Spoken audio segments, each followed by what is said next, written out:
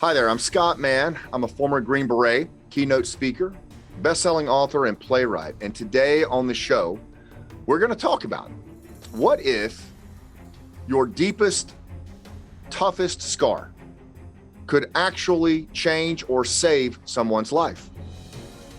What do Green Berets, live theater, and leadership have in common? And how are M&As parallel to building rapport in tribal society? We'll talk about that and a whole lot more. Stay tuned. Welcome back to part two of our delicious conversation with Scott Mann, retired Army Lieutenant Colonel of the Green Berets. For 23 years, he served in the military, done tours around the world, including Colombia, Iraq, and multiple tours in Afghanistan. He is also the New York Times bestselling author of Operation Pineapple Express, an amazing book that really is kind of like a diary of what it was like to facilitate somebody trying to get out of Afghanistan, people who had been allies to us, getting them out of Afghanistan during the U.S. pullout, and how that was really mishandled and how we could have done a lot better at taking care of people. There's a lot to go into. We covered an enormous amount in part one. If you didn't get part one, go back and listen to it, because we want to talk, in there we talked about the dichotomy of what it means to be a Green Beret, who are the people who are taken in initially to build the relationships, often with tribal elders and such, and at the same time, trained killing machines. And there's a psychological dichotomy there that has to be handled by a very specific personality. We talked about that. We talked about what kind of intelligence we needed when we went into Afghanistan that we failed miserably at, and what we could have done a heck of a lot better. There's a lot in there, honestly. Just go back. You'll love it.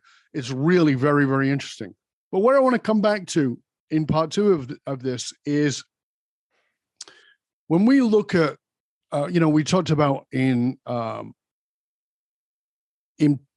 one, we talked about that we tried to impose a sort of Western idea, Western style democracy, Western style technology on Afghanistan, which was received well in the city, but not particularly well in the country areas, which is a very different psychology, different culture.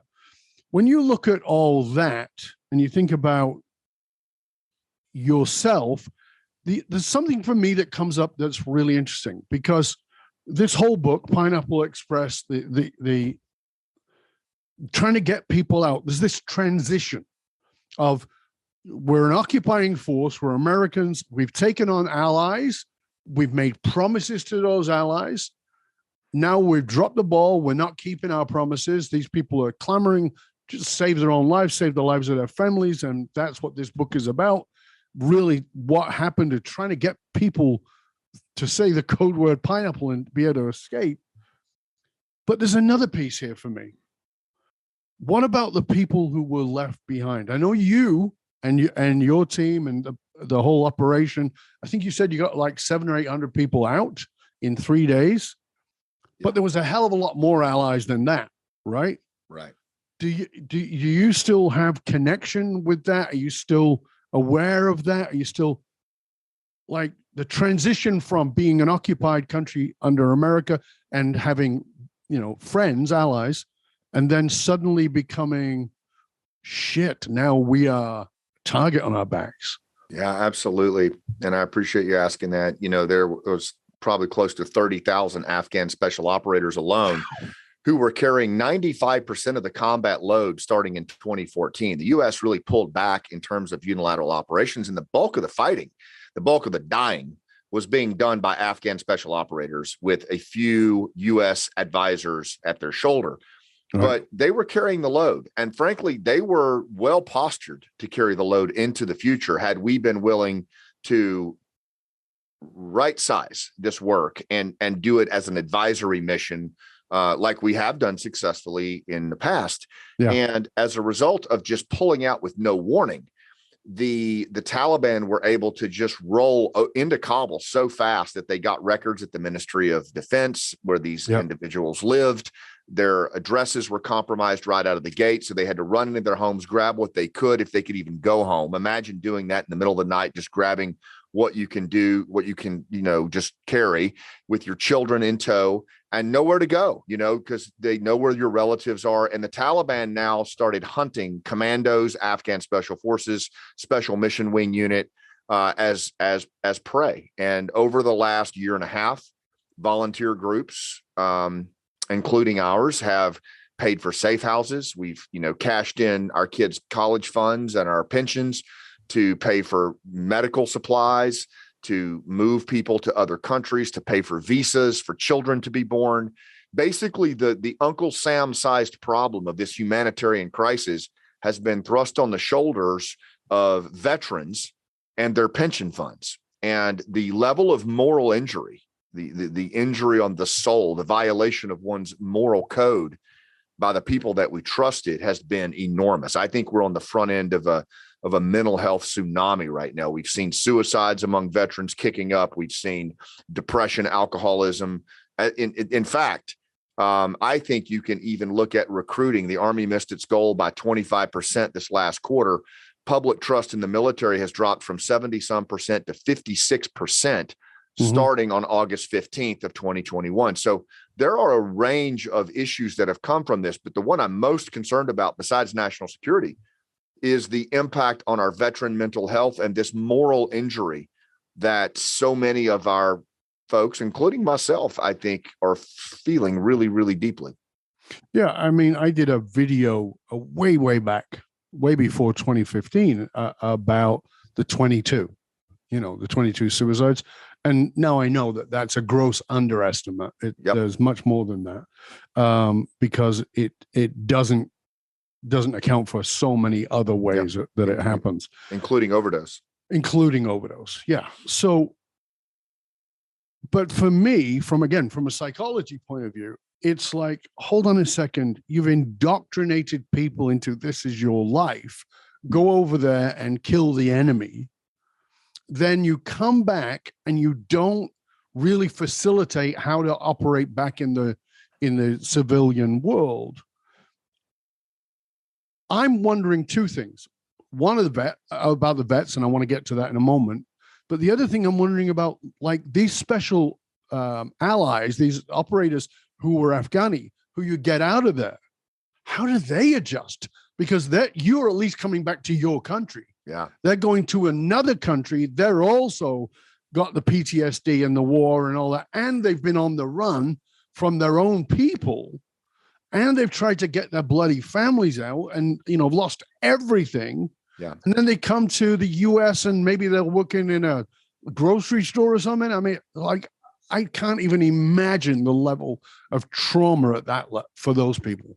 Again, man, I just so appreciate the way you're picking up on some things that I wish more people picked up on, like the level of trauma with the Afghan special ops community in the United States as they attempt to resettle is massive, as you said. But don't forget, too, that their families, their wives and their children, as they went into the Kabul International Airport, they had to go through rings of Taliban perimeters where they were beaten mercilessly. The wives and children were beaten right in front of an Afghan special operator who at one point was calling back to one of our shepherds who he had fought with in combat. And he said, "Steve, they are beating my wife right now. Please tell me I can fight them. Please tell me what I can do." And, Steve, this is a guy that I just talked to 60 days ago, begging him not to take his own life. And he is laying on his bed, beating the bed with his fist, trying to just keep it together to tell his friend, "Hey, buddy, you've got 15 more yards. I just need you to endure it. You're almost there." This is what these guys went through. This is what our Afghan partners went through. This is what no one is talking about. And this is a population, brother, that an American population who already gave so much. They did so many rotations over there. They endured. They did what we asked them to do voluntarily. And then they have to be the guides and the shepherds for this infliction of trauma on the very people that they had relied upon and who in many cases saved their lives. And there was nothing they could do except endure, keep going. And now that they're here, We have our own trauma specialists in our little nonprofit, but it's a drop in the bucket to what these folks are going through as they sit in a Motel 6 trying to figure out what to do next.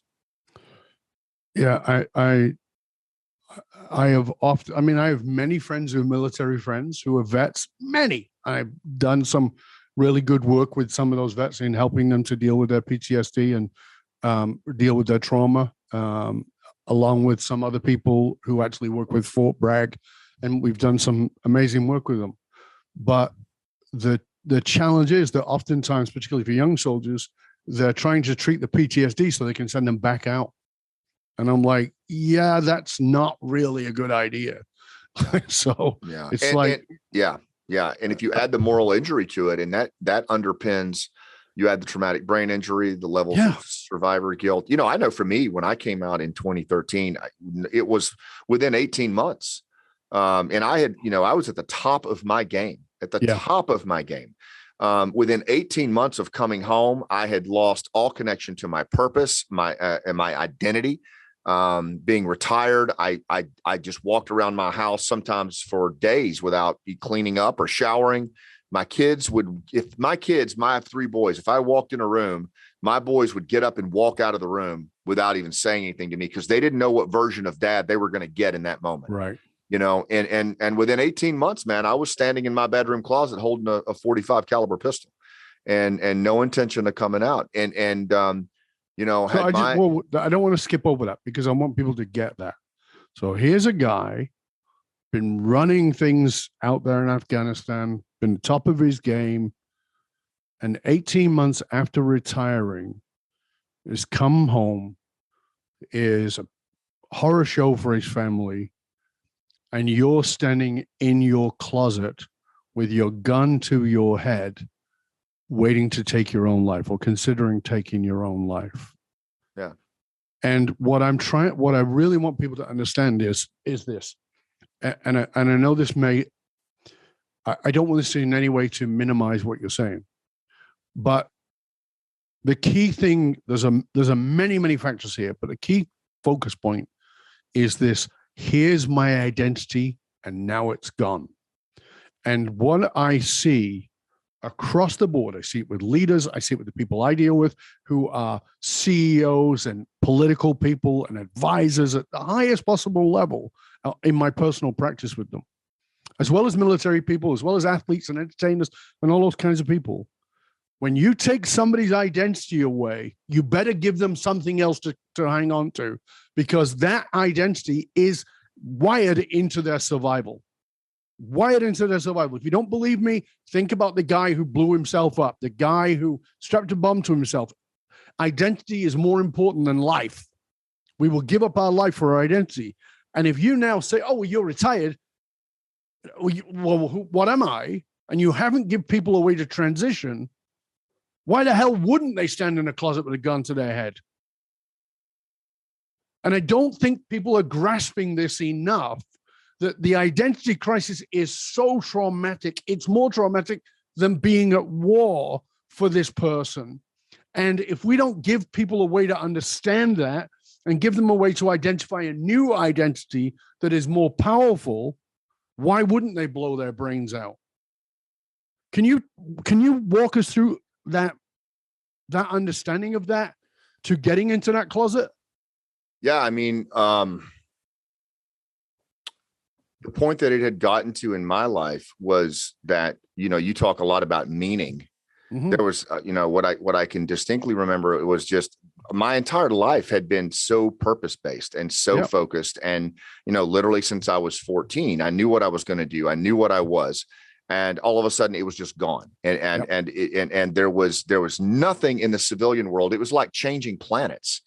There was nothing in the civilian world that approached even remotely the level of relevance that I had enjoyed as a man in that world. And the fact that, and that's when the other things that I had pressed down for years to stay in the fight, my medical folder was very thin, because the stuff that was really going on was not in that folder, because there's no way you're deployable. So all of those things that I had pressed down for years, the guilt, the PT, all of those things came flooding back in, and it was a devil's cocktail. It was, I just know that it got so dark for me so fast that I just felt like the world would be better off without me. And that my family even would be better off without me. And, you know, I look back on it now, and it's almost like looking outside my body into a place that, and I was terrified of going back to that when Afghanistan happened. When the collapse happened, my biggest reluctance of getting involved was that it was going to take me down that path again, because I busted my rear end to come out of that place. It was mostly through storytelling and a lot of restorative work to come to a better place. And then all of a sudden, 2021, I'm looking at that dark road again. And so many of and I didn't go down it. Thank God. I had some people at my shoulder, but a lot of our veterans went down it again, and they didn't come out. One of my very dear friends was found dead in a hotel room, and he was doing pretty dang well until Afghanistan collapsed. And the spiral brought everything up. It just took him out. But again, this is this idea that vulnerability is weakness. And of course, you're trained in that in the military, right? You can't be vulnerable. And at the same time, that same lack of vulnerability will kill you once you're out of the military, because the bomb is going off inside, not in the outer world. Yeah. And we're social creatures. You know, we're wired to connect with each other. It's how we navigate the world. It's how we stay on top of the food chain. We're wired to connect with one another.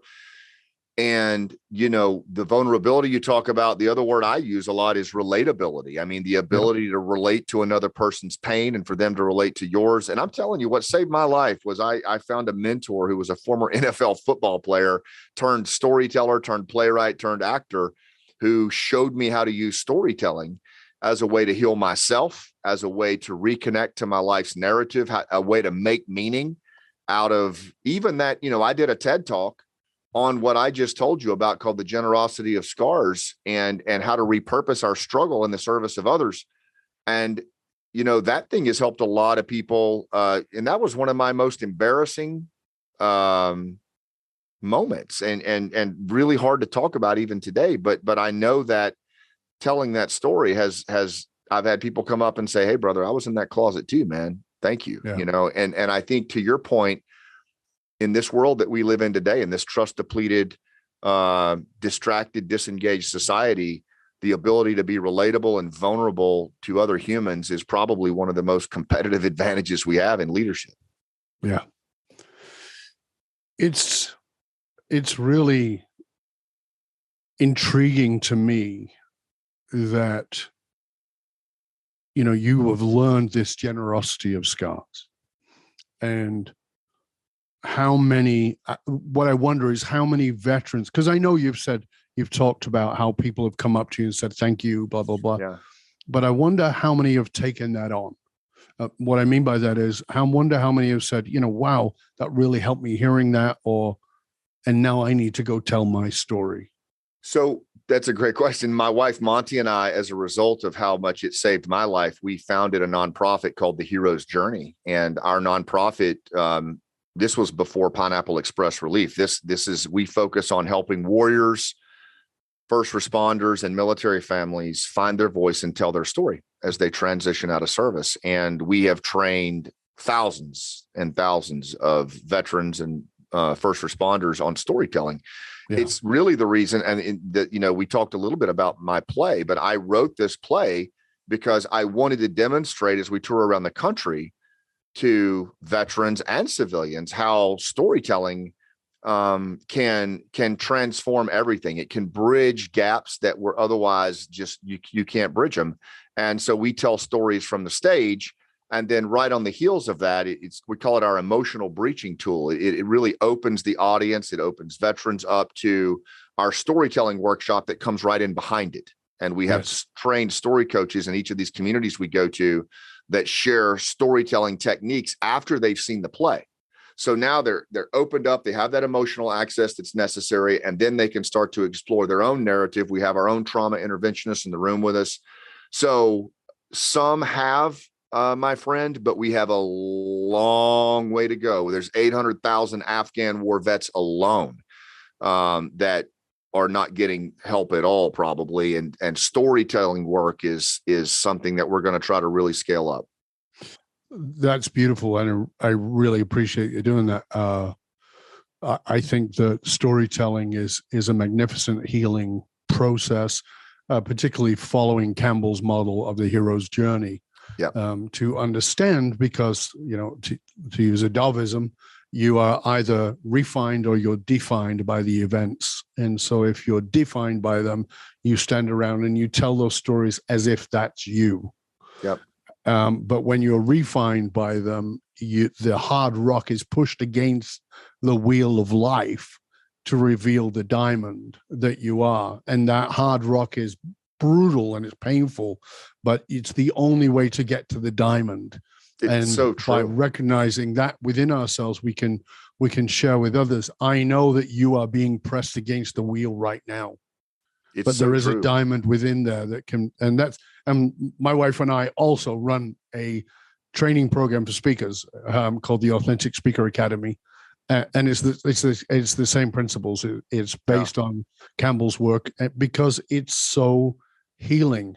When you tell that story, you talked about what your process has done. What I say to people is this: if you don't feel it, they don't hear it. That's and right. And so people go, well, isn't that brutal? I mean, like, I'm feeling it again. No. You still feel it, but you have this position that you're actually able to feel the feelings while being separate from it. And and in that process, you may feel the tears. They may flow down and they'll be very real.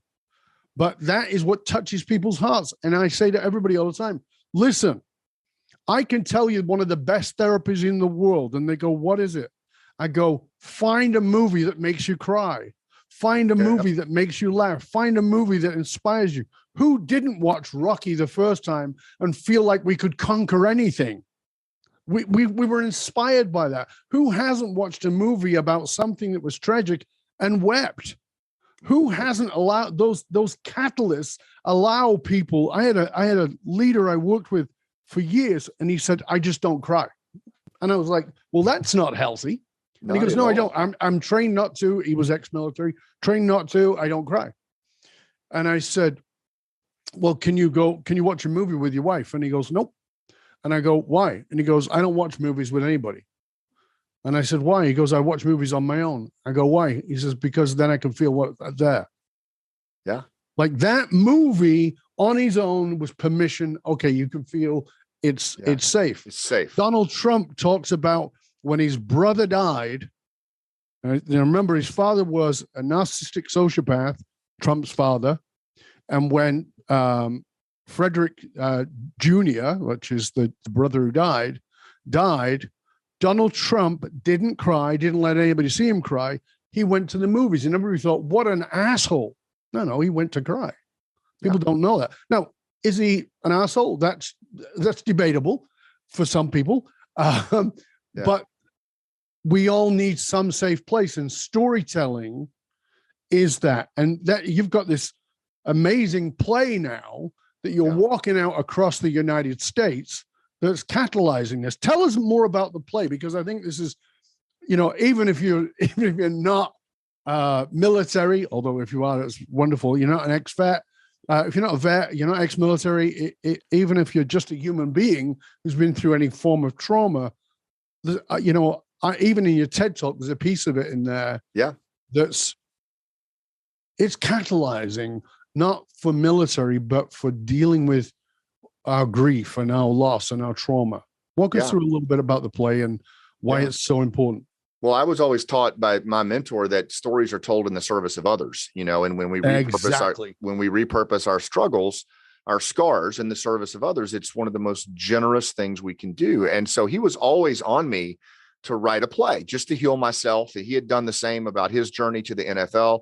And when my oldest son told me he was joining the Army, it just really hit me like a ton of bricks. And I felt like most people in the country had no understanding at all of the cost of modern war, what it means to send young men and women into combat, what it does to the military family. And it wasn't anti-war or pro-war. It was just no one really understands that because the story hasn't been told. And so he really pushed me to do that. So I started writing this story about a Green Beret sergeant named Danny Patton. He's based on 3 team sergeants that I had that didn't make it home. And in the story, Danny is mortally wounded in the very first scene. And he is trying to ascend to the warrior resting place of Valhalla, but he's stuck between his fire base and his living room. That's his purgatory. He can't let go. And so his best friend, Kenny, comes down from Valhalla, who was killed on 9/11, based on my best friend. And he brings these operators with him, these shapeshifters, and they become all the people in Danny's life who made his heart pump the most blood. His wife, Lynn, his son, Caden, his arch nemesis, Saeed Wali and Colonel Smith. And so basically the audience, who are mostly civilians, but a lot of veterans, sitting together, they go for this ride with Danny from the time he joins the military, goes to Green Beret training, meets his wife, has his son. 9/11 happens, loses his best friend, and then goes to war time after time after time. And the wheels start to come off, and the audience is going for this 2-hour ride. And then Danny figures out what he's holding on to, and he's able to ascend. And it is a story of letting go. It's a story of hope. But what's so cool is that you've got this vast array of audience members, civilians that have never heard the crack of a bullet. You've got wounded, you've got Gold Star moms who lost their son, and all of them are sitting there together when the lights come up. And these are all veterans on the stage, by the way, including myself and military family members. And everyone is literally breathing together. Like no one, they're just sitting there in their breath. And we do a talk back afterwards. And then we do the story workshop the next day. And Gary Sinise, of all people, saw this and has now decided to sponsor it and present it and bring it across the country on the heels of this moral injury from Afghanistan. So we're super excited about it. We kick off in May. And I think if anyone is anywhere near these tour stops, they ought to try to go. And is it United States? Only Yes, United States? It's a United States tour right now. I've had some people reach out to me from Europe to take it to NATO countries, and we're certainly open to that. We're in the process right now of building the play up and getting funding and financing to take it to the next level. We've already toured 1 year. We did 16 cities with 28,000 miles on a U-Haul van with our cast, and we've done 250 PTS interventions in the lobby. With our counselors. We've performed for 75 Gold Star families.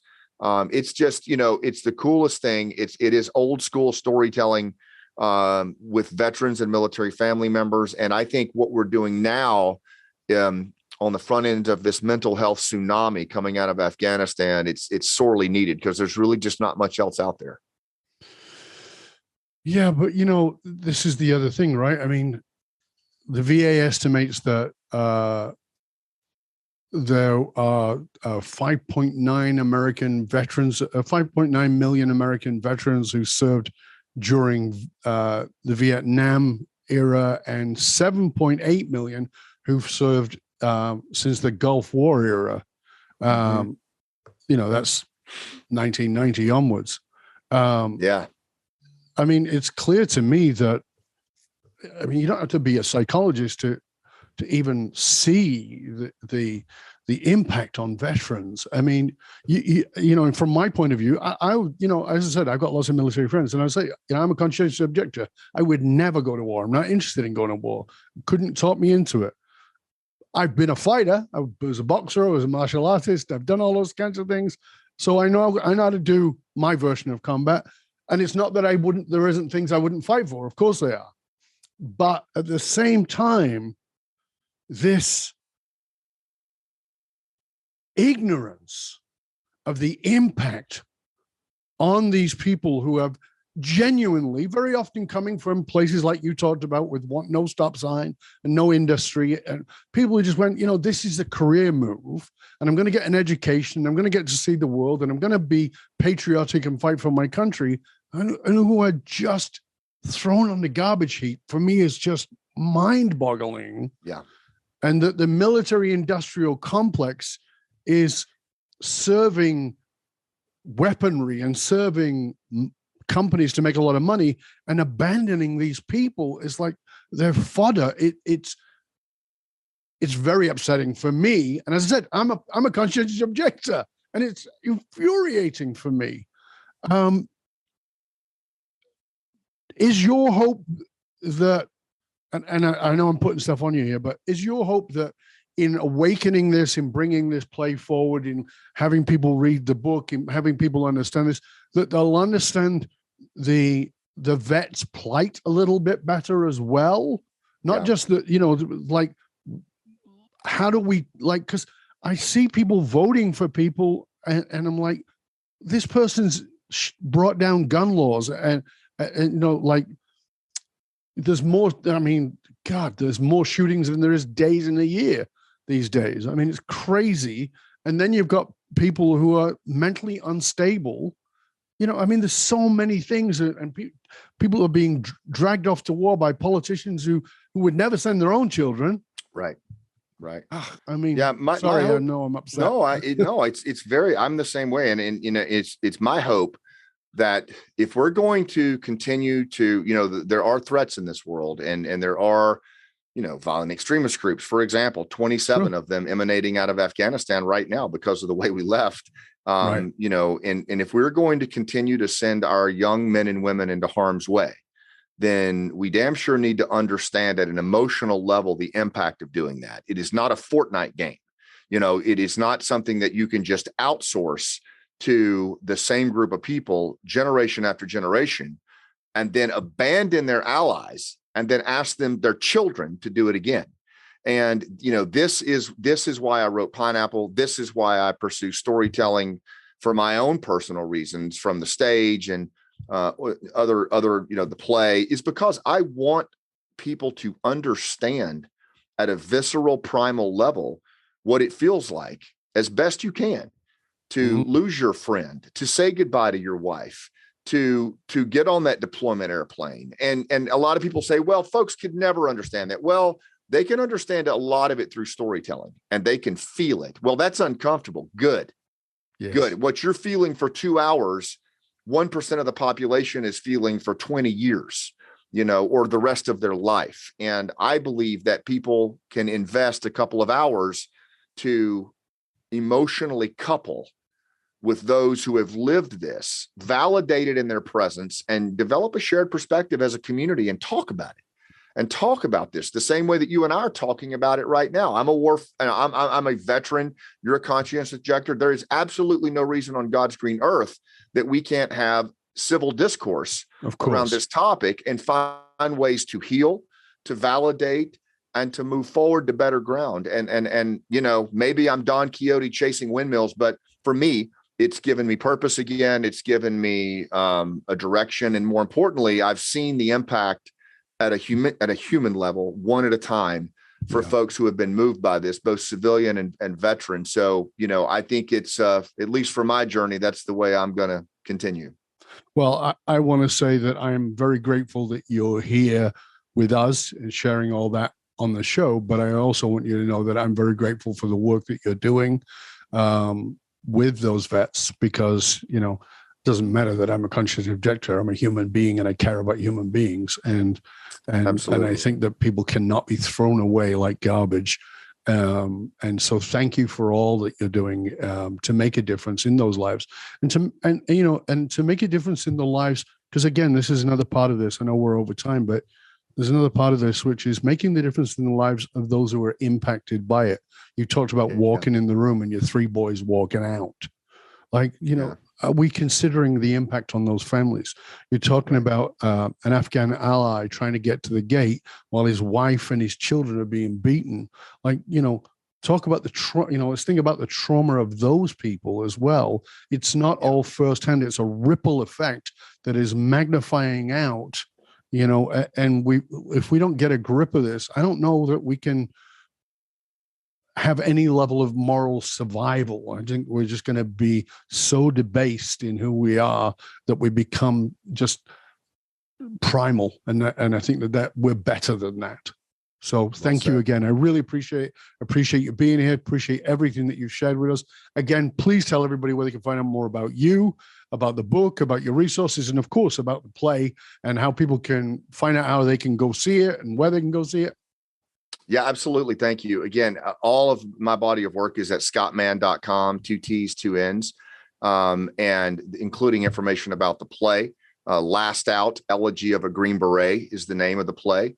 And we'll be touring, starting May 5 and 6 in San Diego. And for only 6 months, at least the cast that we have now, including myself.